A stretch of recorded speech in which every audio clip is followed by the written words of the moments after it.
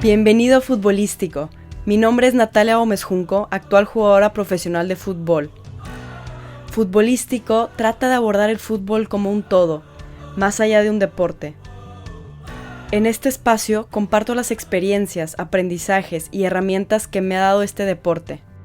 También exploramos el fútbol desde diferentes perspectivas a través de invitados expertos en diferentes temas.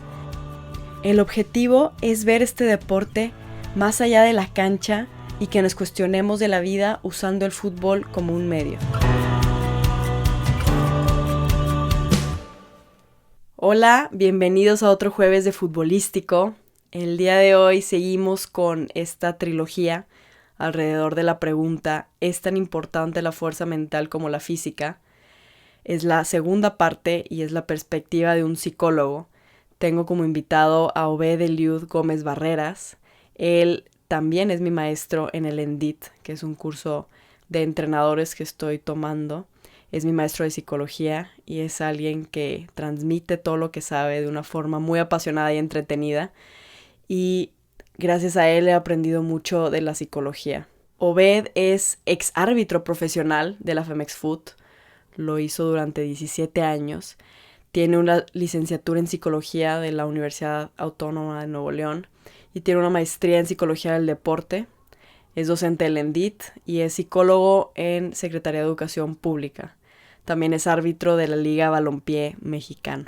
Así es que con Obed el día de hoy tenemos esa perspectiva de un psicólogo, pero también de un árbitro que ha vivido el fútbol de otro ángulo. Pueden seguir a Obed en Twitter como ObedEGB y en Facebook como Obed Eliud Gómez Barreras. Espero que disfruten el episodio y no duden en dejar sus comentarios.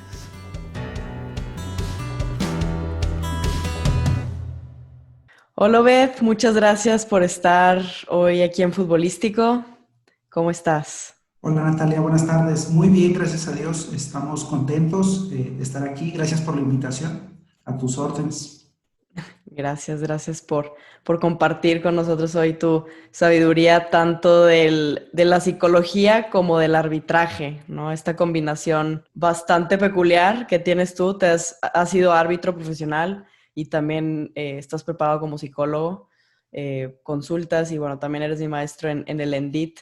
Pero bueno, retrocediéndome un poco, cuéntanos un poco de ti, de dónde nació este amor o esta pasión por ser árbitro y cómo de ahí pasaste a la psicología. Bueno, mira, para empezar, pues yo fui un niño bastante que tuvo mucho gusto por el fútbol. Jugué fútbol en mis primeros años, las primeras etapas, y pues mi infancia es con un balón de fútbol. A la edad de 14 años es cuando empiezo a arbitrar. Y empiezo a arbitrar por una necesidad ahí que hubo de una liga en donde mi papá participaba como jugador. No había árbitro y pues me metieron a arbitrar. Y la verdad es que cuando recibí la paga, pues me pareció bastante interesante eso, ¿no? Dije, oye, pues esto está bien, te pagan, sigues en el fútbol y lo tomé como un reto, aparte de que estaba yo en una edad en donde pues el dinero me era necesario porque pues era totalmente dependiente de mis padres y lo que me daban era muy poco. Entonces así empecé a arbitrar y me empezó a gustar el arbitraje, pero te confieso que lo empecé a tomar en serio ya cuando tenía 17, 18 años, cuando me di cuenta que pues existía la posibilidad de que yo pudiera ser árbitro profesional. O sea, empecé a investigar, empecé a preguntar y me dijeron, no, pues todo el mundo empieza así como empezaste tú, así en una liga amateur y si se tiene cualidades y se va creciendo, pues puedes llegar a ser árbitro profesional. Entonces, como era muy jovencito, pues me puse como meta ser árbitro profesional y así empiezo. ¿Y Y, seguías jugando fútbol en ese entonces, o sea, en esa época o ya habías dejado de jugar así fútbol?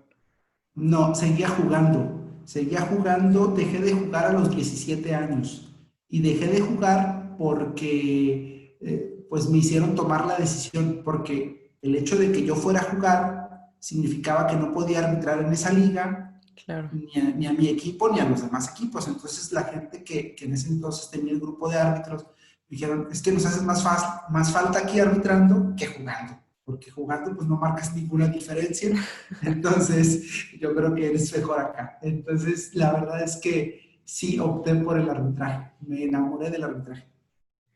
Qué interesante. Y de ahí ya más o menos a los 17 años, ¿cómo te diste cuenta que necesitabas preparación? O sea, dijiste, ok, puedo dedicarme a esto de manera profesional, pero ¿cómo empezó? Digo, yo no tengo ni idea del mundo de arbitraje y es todo un mundo. Entonces, ¿qué fue lo que hiciste como para, ok, me tengo que preparar o tengo que empezar a buscar arbitrar en esta liga o en cierto nivel para poder llegar a ese objetivo que te pusiste de arbitrar profesional?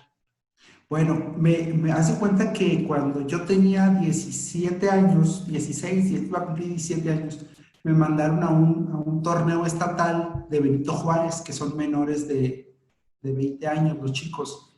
Entonces yo fui a ese torneo estatal y ahí me di cuenta que carecía de mucha preparación.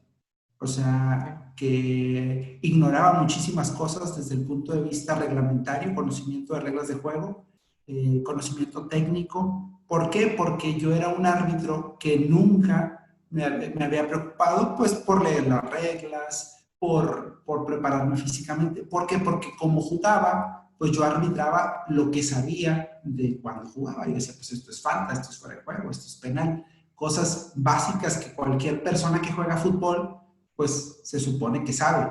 Pero ya cuando lees la regla, dices, ok, esto no lo sabía. O, ok, entonces ya sé por qué reclaman. Entonces, ahí fue donde empezó mi inquietud al darme cuenta de que estaba en mucha desventaja con los compañeros de ese torneo. Entonces dije, no, llegando, regresando, me tengo que preparar. Y pues ya empecé con la lectura de las reglas de juego, me iba a correr 1 o 2 veces por semana, y empecé a prepararme solo en una primera instancia, hasta que fui a un torneo nacional ya con más herramientas, y ahí fue donde ya realmente vi la posibilidad de ser árbitro profesional. Árbitro profesional se le llama desde que estás en tercera división. ¿Por qué? Porque se supone que ya los chicos ya están en una categoría profesional. Entonces, ahí es donde realmente yo empiezo a ver la posibilidad real de arbitrar tercera división, porque me invitan y me dicen, ¿sabes qué? Por tu edad, por la preparación, por las cualidades que tienes, podría ser árbitro de tercera división. Y ahí es cuando yo ya lo tomo como un proyecto de vida, ¿no? Que duró 17 años. Wow. ¿Y cuándo fue tu primer partido de tercera división? O sea, ¿qué edad más o menos? Mi primer partido de tercera división tenía yo 18 años, fue en Cadereyta, Nuevo León. Órale. Jugaba ahí una filial de Rayados. En esa generación es Zavala, es Jonathan Orozco, ellos son de esa generación. Ellos jugaban en ese entonces en Cadereyta, ahí jugaba la tercera división de Rayados, y ahí debuté yo en Rayados contra Jicotenca, Ok. en un Wow. equipo, un equipo de Pues fue Tamaulipas. medio rápido, ¿no? O sea, desde que empezaste a tus primeros partidos, ya todo eso se dio, pues yo creo que sí, relativamente rápido. O sea, qué padre que te pusiste el objetivo y luego trabajaste hacia ello. Y en cuanto a la psicología, ¿cuándo empezaste a estudiar psicología? Mira, yo cuando estaba en el arbitraje, pues empecé muy chavito, te digo, estaba en la preparatoria, luego entré a la universidad y en una primera instancia empecé a estudiar medicina. Llegó un momento en que yo ya no pude seguir con la carrera porque el arbitraje me tomaba muchísimo tiempo. Aparte, yo quería ser árbitro de primera división y las cosas no empataban, y decidí dejar la carrera, y un buen amigo que en ese entonces vivíamos juntos, porque yo soy del estado de Sonora, yo me vine a radicar acá a Monterrey, vivíamos juntos, decidimos entrar a la carrera de psicología. Yo en un principio dije, bueno, está relacionada con el área médica, y entré. Obviamente me gustaba la idea de estudiar, pero no era así como que el primer amor, ¿no? Yo Ujú. realmente quería ser médico.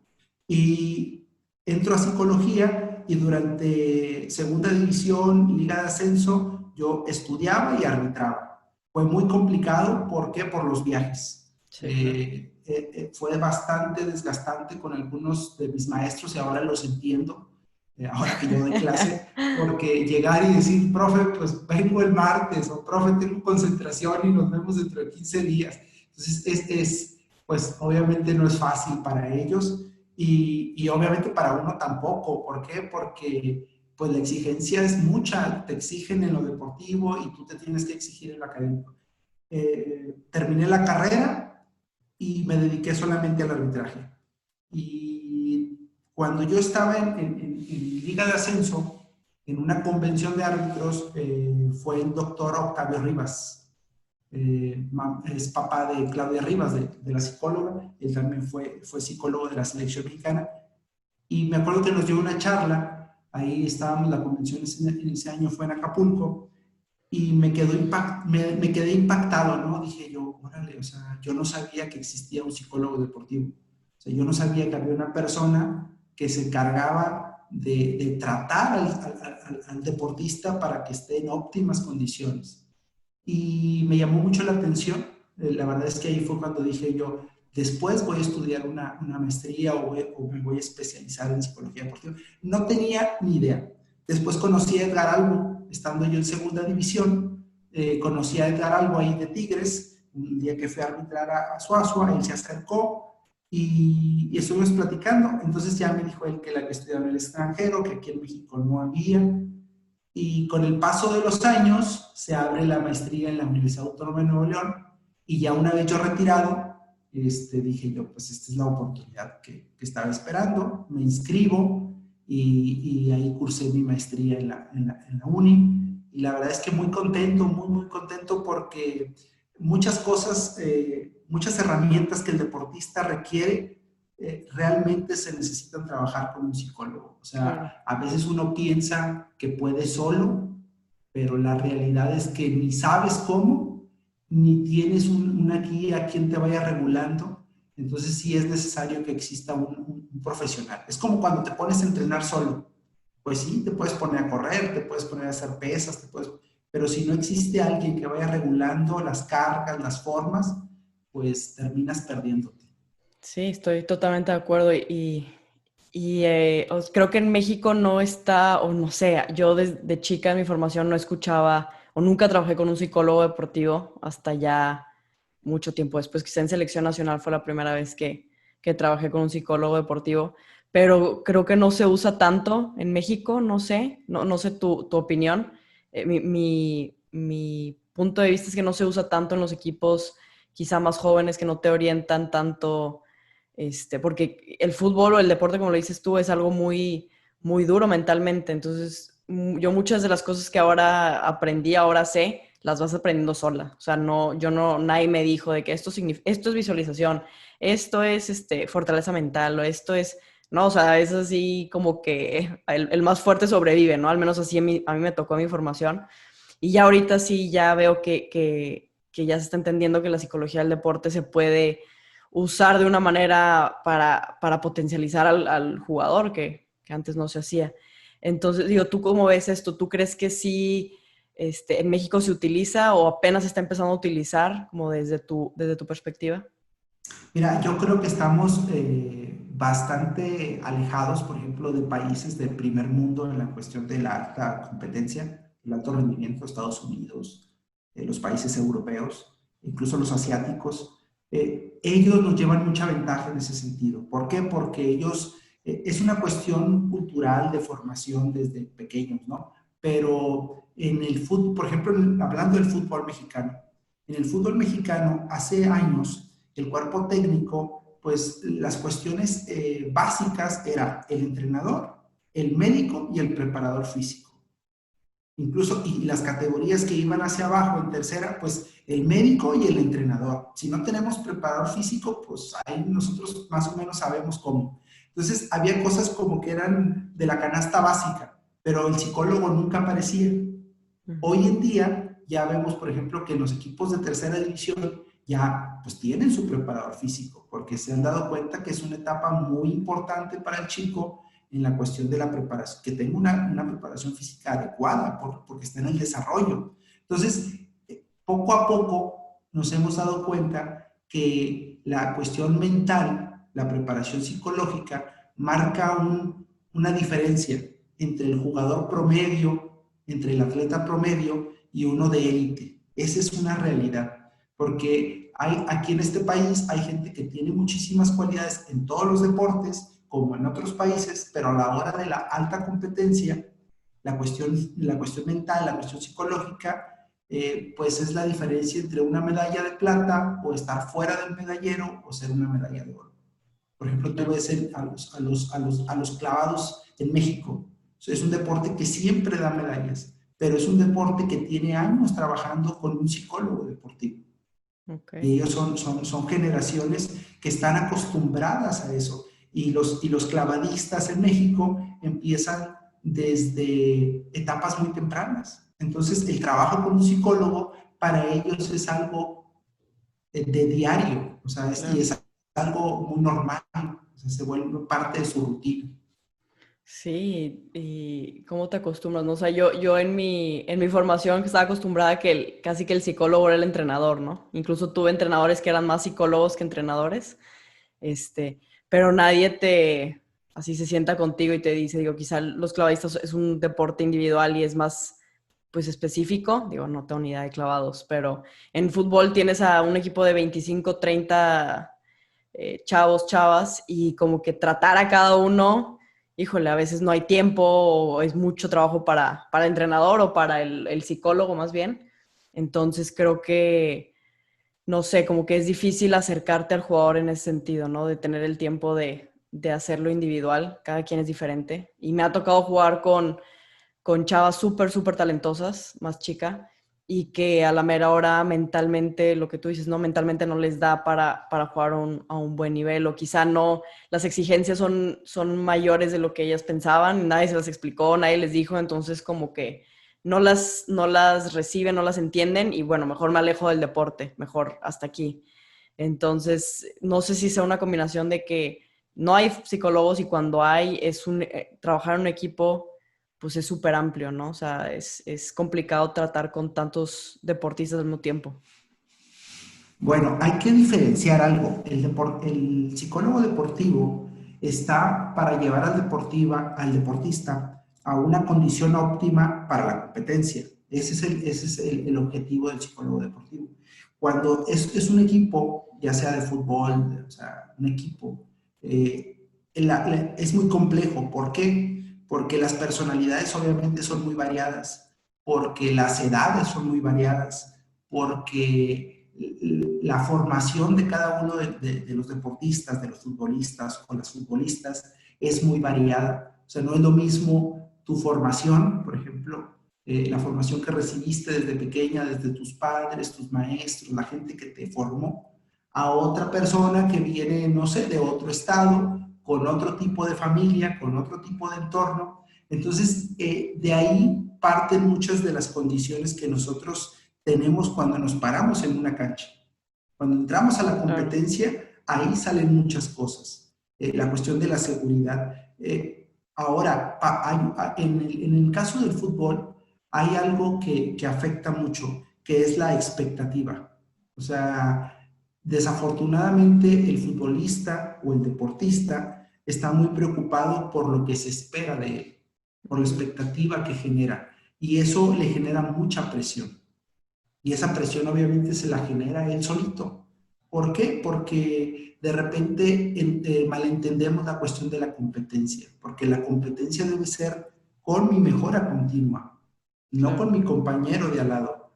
O sea, no, ¿por qué? Porque eso lo único que hace es desviar mis pensamientos y pierdo el foco de lo que realmente es importante, que es estar mejorando día con día. Entonces hay muchos aspectos que el psicólogo deportivo tiene que estar evaluando todos los días en una cancha, en un terreno de juego. ¿Por qué? Porque el pleno conocimiento te lo da el estar día a día ahí, Claro. porque ahí es donde realmente conoces al deportista, al futbolista. Ahí es donde te das cuenta de sus conductas. Las conductas nos dicen mucho de las personas, cómo afrontamos las cosas, nuestras tomas de decisiones, en base a qué las tenemos, en base a qué las tomamos. ¿Por qué? Porque nosotros como personas, desafortunadamente, siempre estamos en busca de un resultado. Y el resultado no siempre debe ser nuestra meta primordial. O sea, el estar enfocado siempre en el resultado a veces hace que vivamos en un permanente estado de ansiedad, de estrés, depresión, y no nos beneficia. Creo que eso es algo que también se debe de cambiar, ¿no?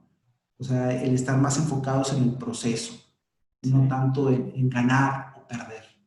¿Y por qué dices que crees que en el fútbol se da más esto de las expectativas? O sea, ¿crees que en otros deportes no es tan así o tan marcado, quizá? Lo que pasa es que vivimos en un país en donde el fútbol, pues por ejemplo en México, el fútbol, ser un futbolista profesional o una futbolista profesional es como comer en una mesa aparte, ¿no? Es Sí, como que estar en una burbuja. No totalmente, es es una lo, burbujita. no es lo mismo que un futbolista llegue a un restaurante que llegue un beisbolista. O sea, a lo mejor el beisbolista, la persona que va seguido al béisbol lo reconoce, pero en el fútbol, por ejemplo, en esta ciudad como Monterrey, cuando un futbolista llega a un restaurante o a un lugar público, siempre es reconocido. ¿Por qué? Porque obviamente el fútbol en este país genera muchísima expectativa de todos. Entonces, es muy importante que entendamos que el futbolista es un ser humano. Es un ser humano como cualquier otro, con sus miedos, con su vida personal, no son perfectos. Y ellos también tienen que darse la posibilidad, pues, de empezar a llevar esa vida como cualquier otra persona. Ayer me llamó, estaba viendo un documental sobre un beisbolista en donde la esposa decía que el miedo de él era que la gente no se diera cuenta que él era perfecto. ¿Por qué? Porque toda la gente tenía esa expectativa de él, que él no se podía Claro. equivocar, que él tenía que estar siempre bien. Y eso pasa mucho con el futbolista mexicano. Sí. Fíjate que en una ocasión a mí me tocó estar trabajando con un futbolista. Entonces, obviamente él se generaba expectativas muy altas, como todos los deportistas, ¿no? Cuando tienes sueños y tienes metas. Y un día yo le pregunté a él que si equivocarse era malo. Entonces él se quedó muy serio y tardó yo creo unos 2 minutos en contestarme y me dijo, para mí sí, para mí equivocarme sí es algo malo. Y me llamó mucho la atención su respuesta, porque yo se la había hecho a muchos deportistas. Y ellos, después de pensarlo, pues dicen, no, pues no es malo porque somos imperfectos, como por qué va a ser malo, ¿no? Ujú. Es parte de nuestra esencia, el error, el errar. Pero él no se permitía equivocarse. Entonces, obviamente, eso le generaba muchísimo conflicto. Claro. Y su primer obstáculo era eso. ¿Por qué? Porque era inevitable que él se equivocara. Imagínate, ¿cuántas tomas de decisiones toma un futbolista en el terreno de juego en un partido? No, pues todo el tiempo. En todo momento, Sí, muchísimas. O sea, desde lo que haces hasta lo que no haces. claro. Porque cuando tú decides no ir, es una toma de decisión. A lo mejor tu entrenador te dice, no te decidiste. No, sí, decidí no ir.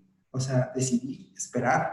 Entonces, todo es una toma de decisiones. Y obviamente, en la toma de decisiones, cuando no se nos dan los resultados, pues obviamente genera un desencanto y obviamente vienen las emociones y ahí es donde está la fuerza mental de la que tanto Justo hablamos. te iba a decir de que vamos a ligar esto a la fuerza mental, regresamos Ajá. al tema.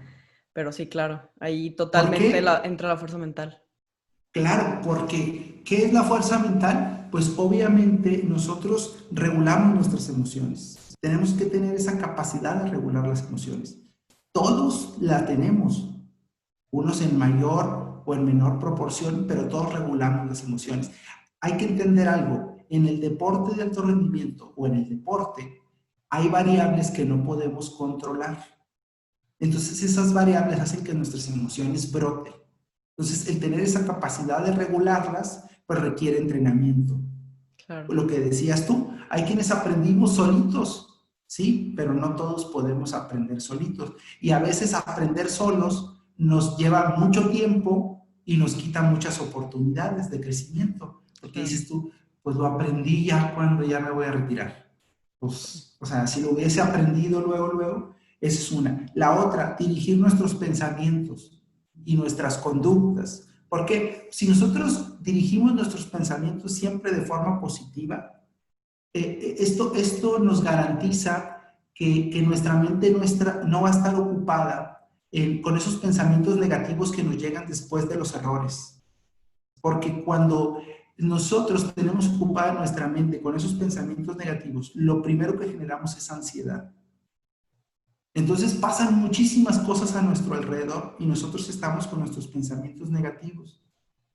Y nos puede pasar la vida y nosotros ni cuenta nos damos. Lo mismo pasa con el deportista. El deportista está en el terreno de juego y le invaden los pensamientos negativos. Y si tú no tienes esa capacidad de redireccionar y volver a tus pensamientos positivos y estar en el aquí y en el ahora y poder llevar las cosas conforme las has trabajado toda la semana o los meses previos, entonces tienes que tener esa capacidad. Porque si das entrada a los pensamientos negativos, llega la ansiedad y lo primero que haces es estar disperso, estar desconcentrado, no estás atento. Entonces eso te genera muchos problemas.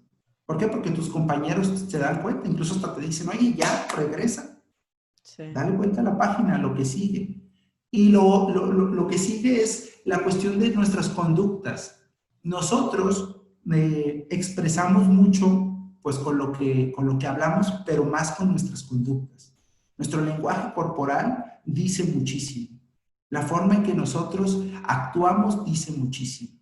Por ejemplo, lo te mencionaba, cuando un deportista las cosas están saliendo muy bien, para el psicólogo es muy palpable en sus conductas. ¿Por qué? Porque llega de buenas, porque llega temprano, porque llega listo. O sea, hay conductas que te indican que él está bien, porque los resultados lo acompañan. Pero cuando los resultados no acompañan, cuando no estás jugando, cuando estás en una lesión y las conductas cambian, es ahí donde dices, ¿dónde está esa fortaleza? claro. Porque ahora llegas tarde, porque ahora no llegas listo, ahí es donde realmente conoces a un deportista qué tan fuerte está mentalmente. Sí, me acuerdo mucho de una frase que dijiste en alguna clase. No me acuerdo si era motivación la palabra que usabas o confianza, pero es que es bien fácil estar, creo que es motivado, ¿no? Cuando todo está Uh saliendo -huh. bien, pero el chiste es saber estar motivado cuando las cosas no van a tu favor. No me acuerdo si era Exactamente. motivación y creo que puede aplicar para la motivación y para la confianza, las dos cosas. Porque sí, es bien fácil y esto es en el fútbol y en todo lo demás, creo que es muy aplicable a la vida, ¿no? Es bien fácil estar motivado y estar así como con ganas de hacer las cosas cuando las cosas salen bien. Incluso más, quizá más en el fútbol se siente más porque es algo físicamente extenuante, ¿no? De todos los días.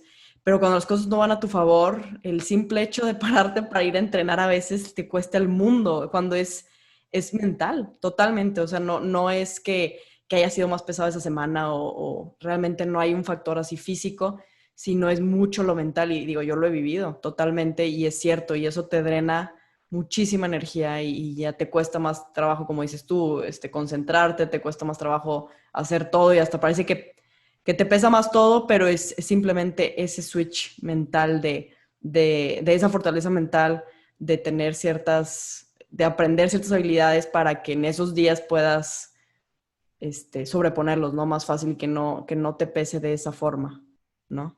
Mira, en el futbolista, incluso en el árbitro también, hay que entender una cosa.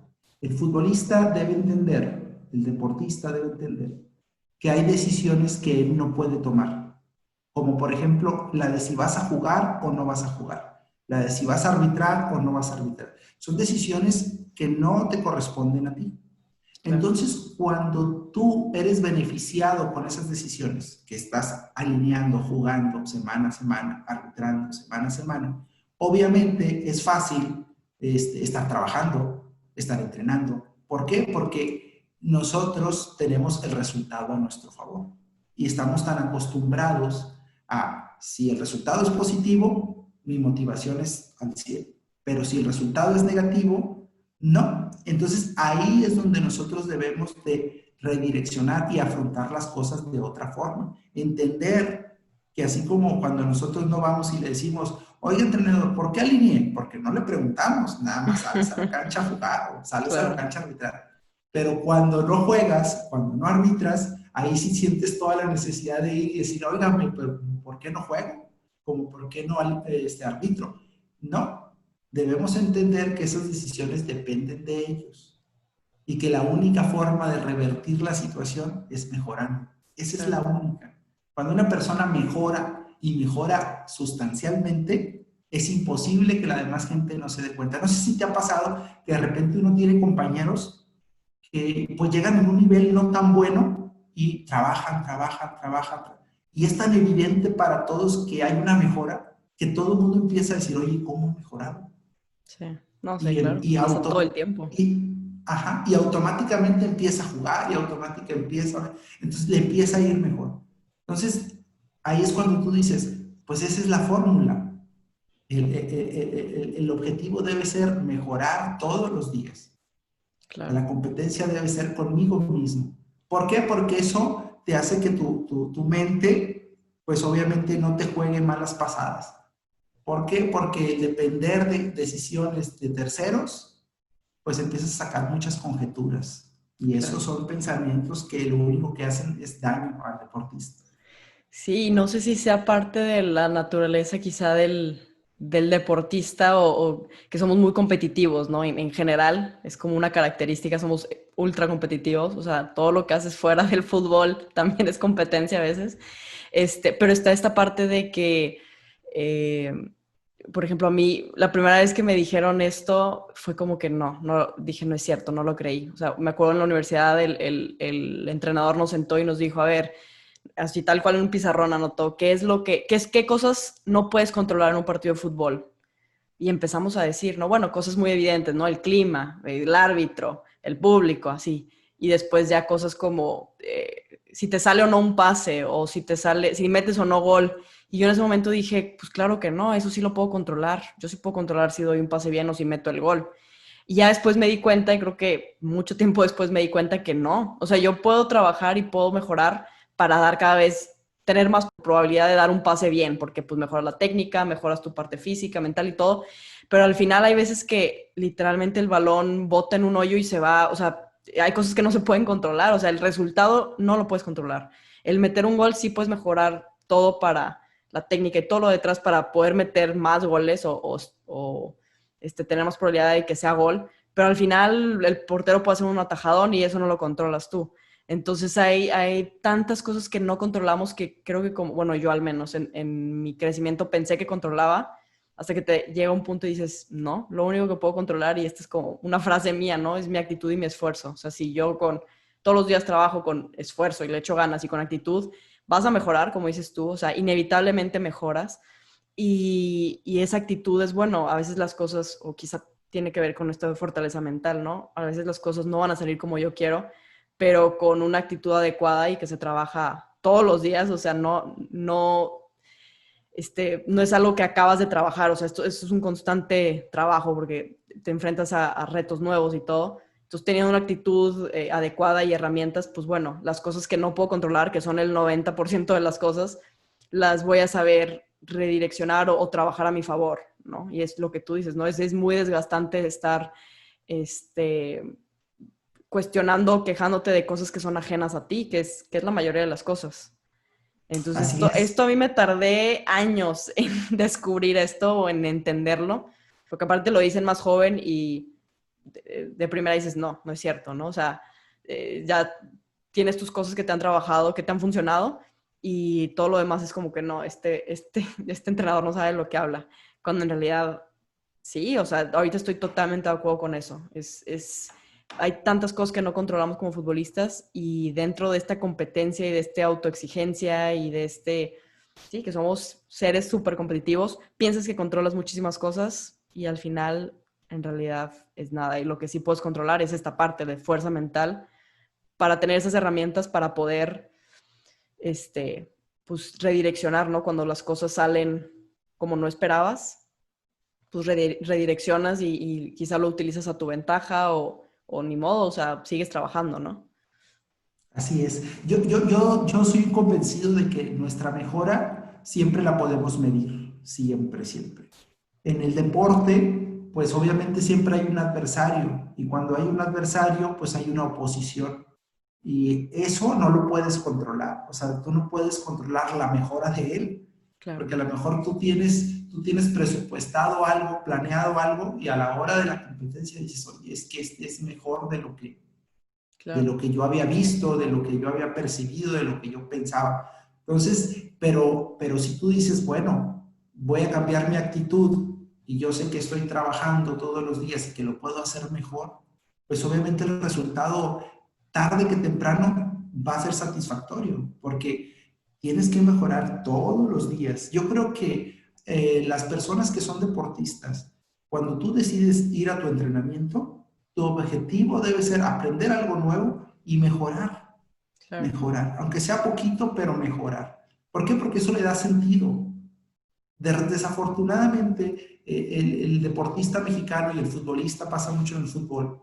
Entramos en una zona de confort y de repente, como eres el mejor, pues tú puedes ser el mejor de tu grupo, de tu posición, pero eso no significa que estés mejorando. Claro. ¿Por qué? Porque a lo mejor la persona que compite contigo pues no tiene tus cualidades. Lo que no te das cuenta es que tú no te estás permitiendo seguir creciendo. Crecer, sí, claro, totalmente de acuerdo. Y pasando a la parte un poquito física, para comparar quizá las dos, digo, tú has vivido el jugar y luego el ser árbitro que físicamente es muy exigente, digo, más de lo que parece, ¿no? Corren muchísimo. Digo, me tocó arbitrar una vez en un partido, en una liga semiprofesional y dije, no lo vuelvo a hacer. O sea, aparte de que corrí muchísimo, me la rayaron, me dijeron de todo y dije, a ver, o sea, yo aquí estoy casi que por gusto. Entonces sé que físicamente es muy, muy desgastante el arbitrar, pero aplicándolo al futbolista, ¿tú cómo crees que, que influye o qué tan importante es estar bien preparado físicamente, quizá un futbolista y también quizá un árbitro? Mira, pasa algo. El fútbol ha evolucionado bastante. Hace años, o sea, hace 30 años, 40 años, los futbolistas que jugaban no podrían jugar hoy. Y no porque no fueran buenos técnicamente, había futbolistas muy buenos técnicamente, con mucha calidad, pero la cuestión física no se trabajaba como se trabaja hoy. Ahora tú ves a los futbolistas en la actualidad y son atletas de alto rendimiento, vistos desde la cuestión física. O Ujú. sea, tú ves su masa muscular, su velocidad, ves las capacidades físicas que tienen. Y la verdad es que estamos con atletas de alto rendimiento. El arbitraje pasa lo mismo. Aún no está a la par, pero sí ha crecido mucho. Por ejemplo, tú ahora ves a los árbitros y un árbitro promedio corre en un partido de primera división entre 9 hasta 15 kilómetros por Wow, partido.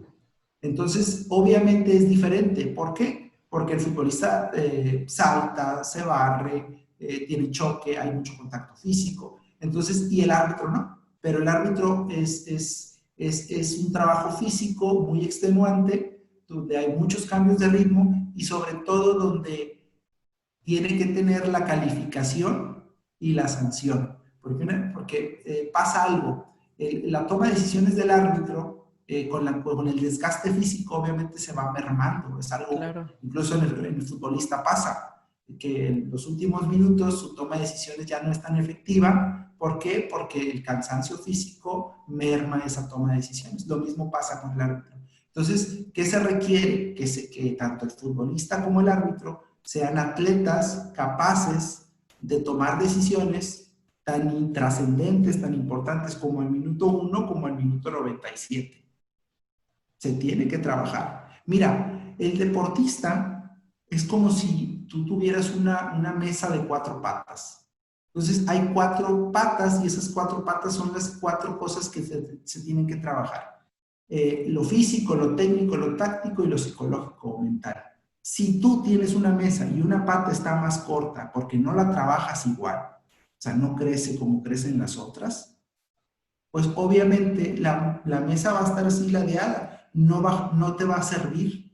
Es lo mismo con el futbolista. Si tú tienes un atleta de alto rendimiento, pero no trabajas la parte mental, pues es como si tuviera una pierna más corta. Lo Claro. mismo pasa con lo físico, o sea, todo va a la par. Es una cuestión integral, o sea, se tiene que trabajar todo y se tiene que trabajar todo bien, o sea, con la medida exacta para que él pueda rendir en el terreno de juego. ¿Por qué? Porque si tú dices, vamos a trabajar por ejemplo, con los árbitros, y vamos que entrenen los 6 días de la semana y el otro que arbitre, que viajen y arbitren, y tienes atletas de alto rendimiento, pero en la cuestión mental no se trabaja, pues obviamente a la hora de la presión, a la hora de la toma de decisiones, se ve reflejada esa falta de trabajo. Que es lo mismo que pasa con el futbolista. De repente se trabaja muy bien lo físico, lo técnico, lo táctico, y de repente dices, oye, pues lo vimos bajo presión y no funcionó. Claro. ¿Por qué? Porque esa parte no se está trabajando. Ahora, hay otra cosa, Natalia. Yo soy un convencido de que no toda la gente puede ser futbolista profesional. No todos pueden ser árbitros profesionales. Así como no todos podemos ser médicos, no todos podemos ser abogados. O sea, yo creo que sí que hay cualidades que ya se traen de manera natural, nata, para poder desarrollar alguna actividad. O sea, el futbolista, no todas las personas pueden ser futbolistas profesionales. El fútbol es de unos cuantos.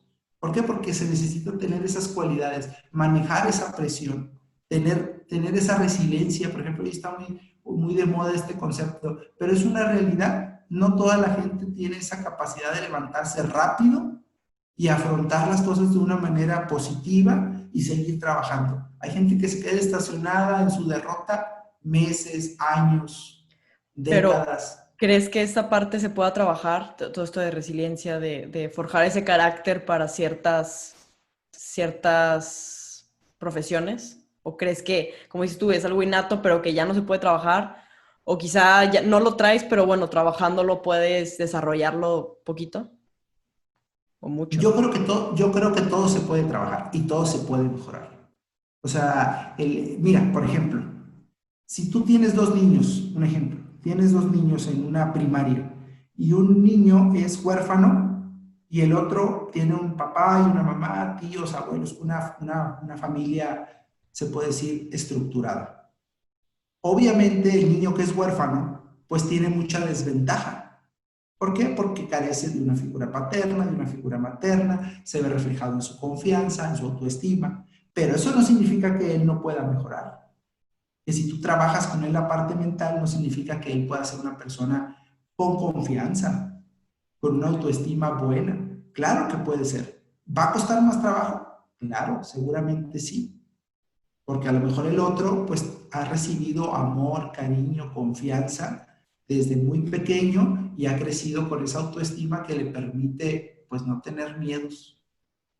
O al Hay revés, cosas ¿no? que, Puede ser que sí crezca, o sea, ahí también depende cómo lo tome cada persona, ¿no? O sea, pueden ser dos hermanos de la misma familia y uno nace, o sea, crece con mucha confianza y el otro no tanta. Ya ahí quizás es de personalidad, bueno, esto ya es más claro, psicología así clínica, pero claro, claro. Acuérdate que la personalidad es algo que está compuesta de nuestros genes, que es nuestro temperamento, y la otra es el carácter, que son las experiencias que nosotros vivimos desde las primeras etapas. Pero hay situaciones que nos tocan vivir bajo el mismo techo, a hermanos, por ejemplo, que es exactamente la misma situación y uno reacciona de una forma y el otro de otra forma totalmente diferente. Y es sí, cuando tú dices, ¿cómo por qué? Pues porque él tiene su personalidad y el otro la suya. Es como en el futbolista. sí, De claro. repente hay una derrota y tú entras al vestidor y pues puedes ver a un futbolista llorando y al otro bailando. Ajá, entonces dices tú, oye, ¿cómo por qué si los dos perdieron aquí afuera hace 5 minutos? Sí, Pues claro. porque cada quien tiene su personalidad y afronta las cosas de manera diferente. Sí, totalmente. Y qué, bueno, o sea, sí se trabaja todo esto con un psicólogo deportivo y todo, pero ¿qué herramientas, si alguien dice, bueno, yo quiero mejorar en esta parte de fortaleza mental? digo, obviamente lo primero es ir con un psicólogo deportivo, pero en trabajo así casi que en casa, o sea, ¿qué podría hacer alguien para poder mejorar en esta parte? Así como tips o herramientas así prácticas que tú recomiendes. Bueno, lo primero que tenemos que entender es que tenemos que identificar nuestras fortalezas. Eso es lo primero que tenemos que hacer. Desafortunadamente, para nosotros como seres humanos, nos es bien difícil hablar bien de nosotros. Cuando a ti te dicen, a ver, dime tus defectos, pues uno empieza y se puede estar toda la tarde ahí diciendo las cosas que uno no hace bien o que le gustaría mejorar. Pero cuando te dicen, oye, ¿y qué haces bien? ¿Para qué eres bueno? ¿Cuáles son tus fortalezas? Ahí es donde nos cuesta trabajo, porque no las reconocemos. Desafortunadamente necesitamos que otras personas nos las digan. ¿Y Y por qué cuando no crees que las... sea esto? Porque sí, yo también lo he notado. ¿Por qué? Pues es una cuestión de formación. O sea, cuando nosotros nos educan de nuestros padres, no digo que es una regla general, pero regularmente es así. Nuestros padres, nuestros maestros, regularmente nos hacen ver las cosas malas, no las cosas buenas. Cuando tú vas a la escuela, si tú te sacas un 10, pues es lo que, o sea, ¿cómo decir? Era como que tu obligación salir bien. Pero si te va mal, entonces sí te señalan, te dicen, te regañan. ¿Por qué? Porque así estamos formados. Entonces, reconocer nuestras fortalezas no es tan fácil para nosotros. No es tan fácil porque no estamos acostumbrados. O sea, incluso entre nosotros, por ejemplo, hay muchas familias en donde el papá rara vez da reconocimiento a sus hijos. La mamá rara vez da reconocimiento a sus hijos. No les dicen, muy bien, estás muy fuerte, estás muy bonito, qué rico huele. O sea, todo ese tipo de comentarios, aunque parecen muy pequeñeces, no se dan y eso hace que la autoestima, la confianza de ese niño, pues no crezca como podría crecer. Esos son pequeños detalles. Es como, por ejemplo, cuando tú estás en tu casa y se te cae el vaso de leche y tú eres un niño. Regularmente la reacción del papá es o dar un grito o hacer una mueca o regañarte, ¿no? Porque Ujú. cuando realmente, pues obviamente es un error. Es un error y errar, equivocarse, no tiene nada de malo. Entonces ahí el comentario de decir, no te preocupes, hijo, es un error, vamos a limpiar, punto. Pero el niño al darse cuenta que percibe enojo, que percibe enfado, que percibe un regaño, al momento de que él se da cuenta de eso, él empieza a visualizar el error como algo malo. Y entonces empieza en su cabecita a decir, no me puedo equivocar, porque si me equivoco, me van a regañar. Entonces ves a niños de 5 o 6 años que juegan fútbol y que está el papá afuera y que cada vez que se equivocan, le hacen y voltean a ver al papá. ¿Por qué? Porque saben ellos que se equivocaron y es algo que no se deben de permitir, que no está bien. Y ahí está el problema. Y de ahí viene todo. Y va ahí también con la expectativa, ¿no? Que hablábamos al principio porque si me equivoco no es lo que esperan de mí, ¿no? O sea, se espera Es, que no me equivoque. Entonces, desde muy chico haces esa conexión inconsciente y es quizá no, porque mucha gente, esa tolerancia al error no existe, o sea, no toleran el equivocarse porque no se espera que me equivoque, no es todo una red, ¿no? Que sí, puede ser que desde chicos, y digo, en el fútbol se ve muchísimo, ¿no? Como los papás, a veces, muchas veces viven a través de los hijos, entonces, pues, al final las intenciones son buenas, ¿no? Quieres que a tu hijo le vaya bien, quieres que sobresalga y que sea feliz y mejor y todo, pero sí, a veces se dejan llevar un poquito, ¿no? En esa parte de que es al revés, ¿no? O sea, no el enojarse por un error o porque a tu hijo no juega o tu hijo lo que sea, no necesariamente tiene algo de malo. O sea, es como parte del crecimiento, ¿no? O sea, y aparte el hijo muchas veces no tiene la culpa.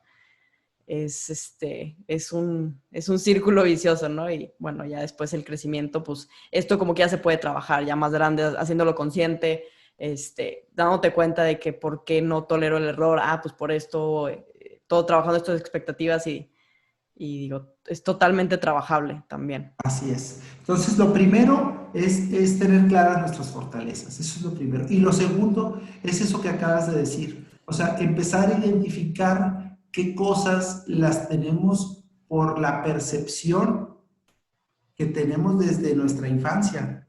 O sea, empezar a decir, a ver, ¿por qué yo no me permito equivocarme? ¿Por qué? Simple y sencillo.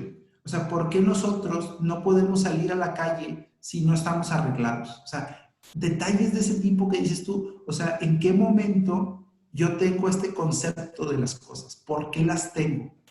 ¿Por qué no me permito hacer o decir algunas cosas? Y te das cuenta que tiene que ver con tu formación. Sí, Nosotros nos van como encasillando y te van formando, entonces lo único que te generan ese tipo de cosas son conflictos. Porque es como, por ejemplo, la gente que siempre tiene que estar arreglada. Pues el día que pasa algo, que no hay luz, que no se pueden bañar, que no se pueden peinar, que no se pueden maquillar, pues obviamente ni van a trabajar, les genera una ansiedad tremenda. y tengo un episodio que solamente trata ese tema que es de creencias, ¿no? Y todo esto que estamos diciendo, este punto que mencionas son creencias, como lo que dijimos del error y de la expectativa, o sea, esa es una creencia de que no puedo errar porque esperan, la gente espera o mis padres esperan que no me equivoque. Eso es una creencia irracional, o sea, no tiene sentido, o sea, no tiene sentido y no es cierto, o sea, no esperan que no te equivoques normalmente. Claro, y terminan convirtiéndose en un mecanismo de defensa. O sea, cuando nosotros empezamos a idear toda esa red de, es que el entrenador no me quiere, es que mi y aquel grupito no me acepta, por eso yo no alineo. Todo ese tipo de cosas terminan siendo nuestro mecanismo de defensa. Y Claro. vamos por la vida justificando nuestra falta de éxito, nuestra falta de mejora, nuestra falta de proyección en todo en la vida, pues diciendo que, pues por fulano, por mangano, porque yo sé, porque yo siento, porque yo presiento, y al final de cuentas eso es lo que nos protege de alguna forma, por decirlo de alguna manera, ¿no? Son mecanismos de defensa que desafortunadamente nosotros vamos desarrollando. Y ese es otro tema que la verdad es que es muy interesante, ¿no? Cómo nosotros nos protegemos. Claro. Entonces, como herramientas están esto, primero el poder decir nuestras fortalezas, el reconocerlas y después ir debatiendo quizás estas creencias, ir haciendo conscientes estas cosas que pensamos y por qué las pensamos y de dónde viene esto y ir desmintiendo las que no nos funcionan, ¿no? Las que nos causan, como Así dices tú, es. conflictos. Y sí, ya sea deportista o no, creo que esto es un tema súper, súper útil. Así es. Y la otra parte, o sea, tener claro el por qué somos deportistas. Por ejemplo, no nos pongamos cargas que nadie nos ha asignado. O Claro. sea, tú eres deportista porque disfrutas jugar al fútbol. Y hasta ahí debe de ser. O sea, cuando uno empieza a decir, es que si yo me equivoco, todo el mundo va a pensar, no, eso nadie ha asignado. O sea, tú Claro. juegas fútbol porque te gusta, porque lo disfrutas. Desafortunadamente se transforma esto y el disfrute queda hasta lo último, ¿no? Entonces, no, el disfrute siempre tiene que estar en primer lugar. Es como la gente que va al gimnasio o a hacer ejercicio, sale a hacer ejercicio. Pues en el momento en el que tú ya lo empiezas a sentir como una obligación, como algo que tiene que ser forzoso, que dices, no, tengo que ir a correr, no, tengo que ir al gimnasio, y dejas el disfrute de lado, pues ya no te genera lo positivo. Claro. Porque lo positivo es cuando tú dices, es que lo hago porque me genera una paz, porque es mi tiempo, es mi espacio, y me libero de muchísimas cosas, mis pensamientos, aparte de todos los beneficios físicos que tiene el hacer ejercicio. Entonces, ahí es cuando tú dices, pues lo hago por gusto, no me pagan, no me obligan, no, es por gusto. Lo mismo tiene que hacer el deportista, o sea, decir, a ver, ¿por qué sigo aquí? ¿Por gusto? Sí, ok, bueno, estoy en el lugar correcto. Claro. Porque si llega el momento en el que dices tú, no, ya no estoy por gusto, ya no lo disfruto, Ahí es donde tienes que replantear. Claro. Y decir, tal vez yo ya no, ya es momento que ya no esté aquí. Por ejemplo, el otro día leí un artículo donde los deportistas que empiezan desde muy jovencitos, por ejemplo, Messi, Cristiano, todos los tenistas que empiezan desde muy chavitos, pues llegan a la edad de 33, 34 años y obviamente están saturados. ¿Por qué? Porque estás hablando que tienen más de 20 años en una exigencia donde el alto rendimiento por eso no dura tanto, porque la exigencia es tanta que es imposible que dure 30 años. Si no, imagínate cómo acabaría el físico de cualquier persona, de un deportista, ¿no? Entonces, obviamente hay una fatiga, hay una saturación y sobre todo mental. Entonces tú dices, llega un momento en el que tienes que decir, ¿sabes qué? Pues yo ya no disfruto esto. Mi etapa de disfrute ya terminó, pero de repente no nos permitimos tampoco eso, porque nadie nos prepara. No te quieres retirar porque no sabes qué vas a hacer después. No te quieres retirar porque piensas que tú vales porque juegas fútbol. Yo todo lo tengo porque soy deportista. Y no es así. Al final de cuentas terminas dándote cuenta que la gente que te quiere, que te aprecia, no es porque juegues fútbol, es porque te quiere como persona. Sí, Pero es lo que decías tú, las creencias que uno se hace.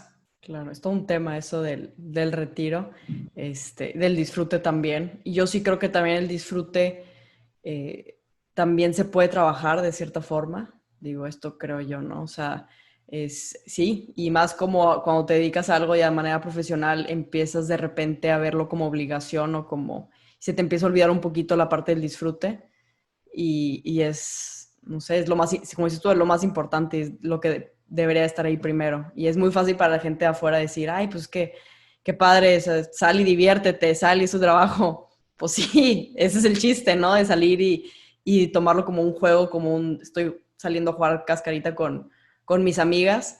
La realidad es que pues obviamente es otro entorno, hay muchas cosas que se viven dentro de que a veces no es tan fácil ese disfrute, pero sí estoy de acuerdo contigo, debería hacerlo primero y creo que también se trabaja. Y el trabajar las otras cosas, el trabajar estas presiones, expectativas, la fortaleza mental, todo esto, ayuda a que lo disfrutes más, porque como que te quita todos tus obstáculos y te enfocas en disfrutarlo, quizá, ¿no? Bueno, así lo he vivido quizá yo.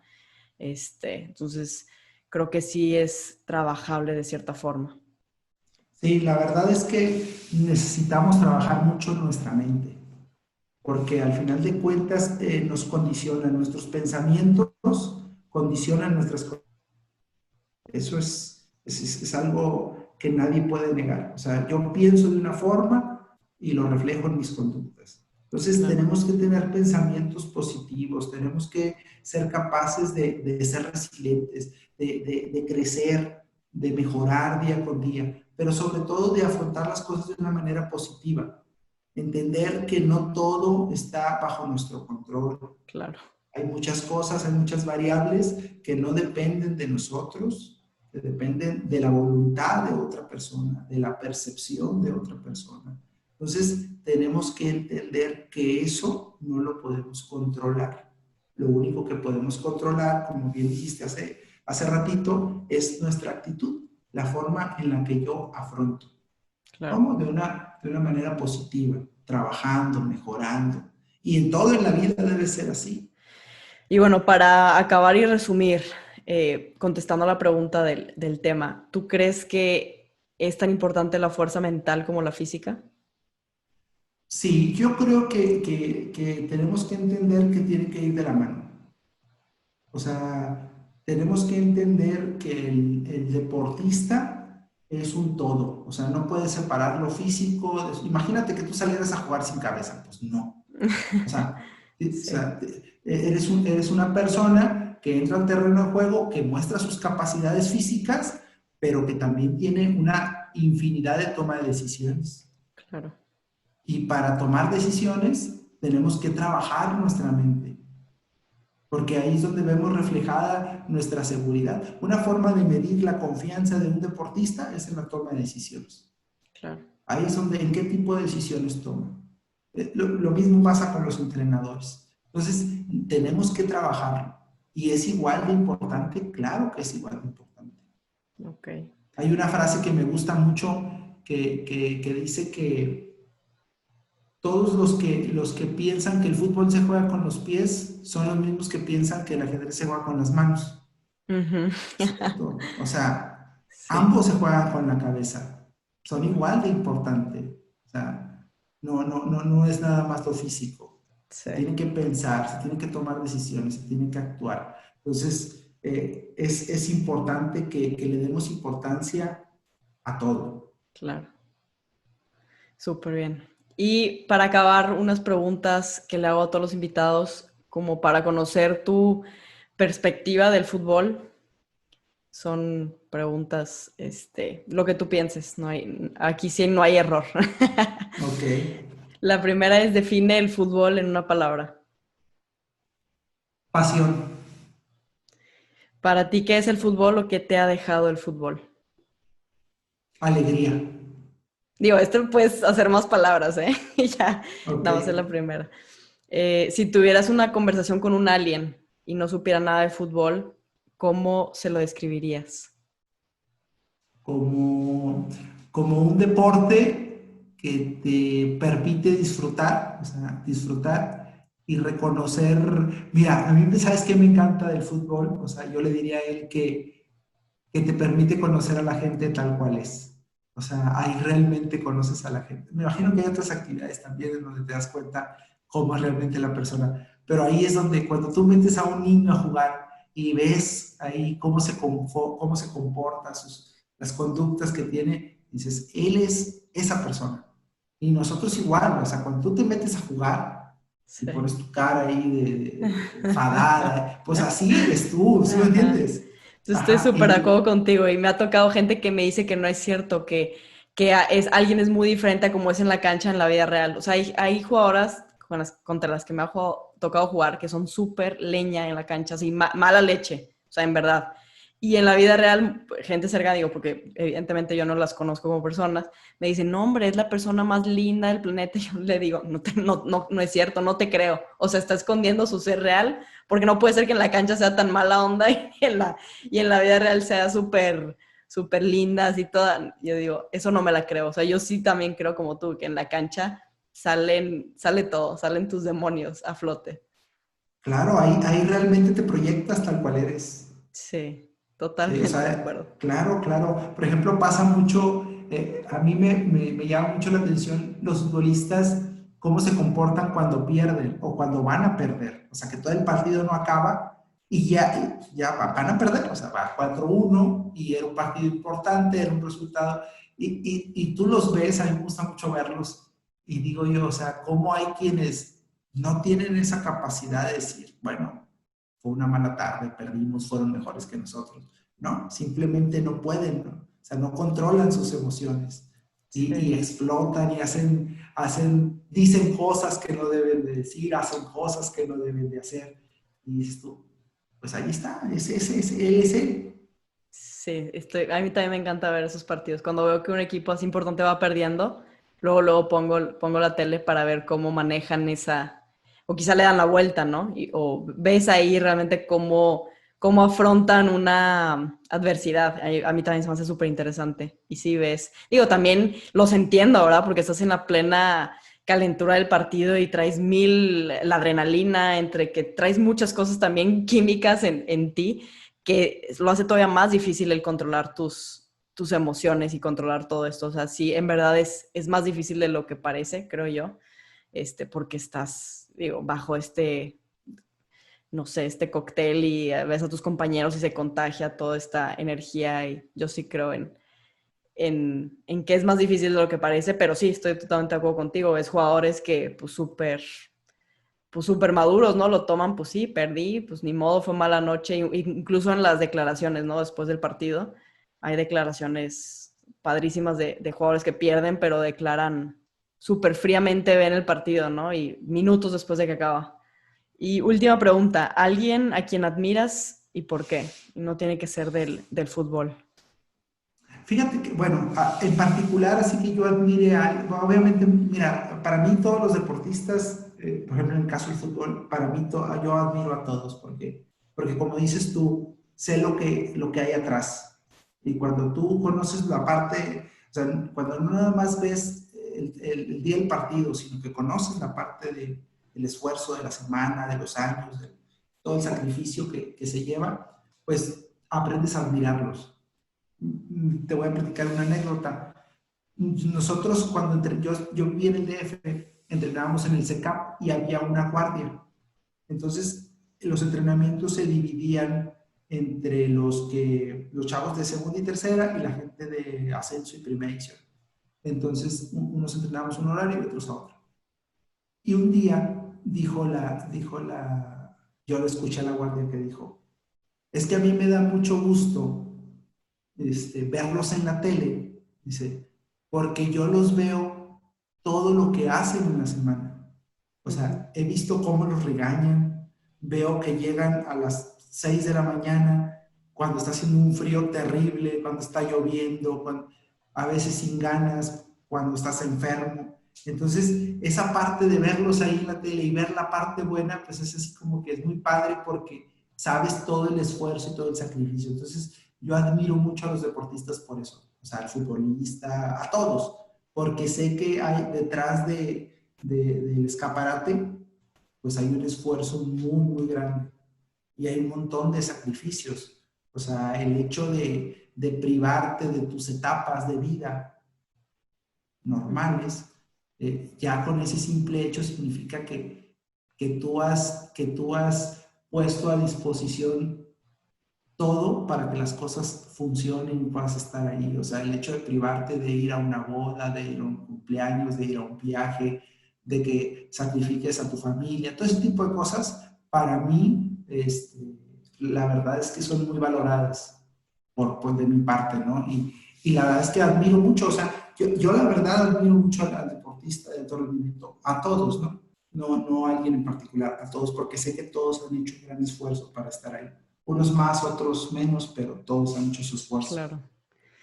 Pues con eso acabamos. Muchas gracias, Obed, por tu tiempo. Gracias por compartir tu sabiduría con nosotros y tu perspectiva del fútbol, y muy única siendo árbitro y psicólogo y habiendo jugado. Entonces creo que tienes una visión muy, muy holística, ¿no? Y ves al futbolista como un todo, porque entiendes todo lo que hay detrás y lo que es necesario para soportar la competencia. Así es que, pues gracias por estar con nosotros hoy.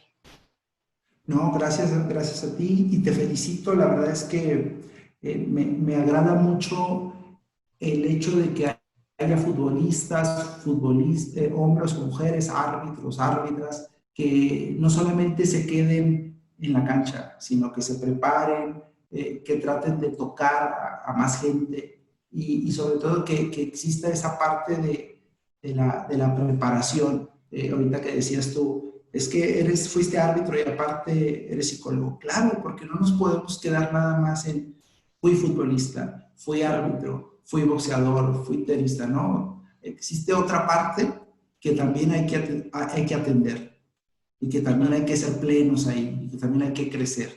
Y eso yo lo admiro de ti y de mucha otra gente que no nada más se quedan en, es que yo soy futbolista y ya, ¿no? Hay que crecer en todos lados. Gracias por este episodio de la parte mental, que creo que es de lo más importante, yo sí creo, en un futbolista. Gracias por escuchar este episodio de Futbolístico. Si te gustó, suscríbete en tu plataforma favorita, ya sea Spotify, YouTube o Apple Podcasts. Me puedes encontrar en redes sociales en Instagram, Twitter y Facebook como N. Gómez Junco. Nos vemos el próximo jueves con otro episodio de Futbolístico.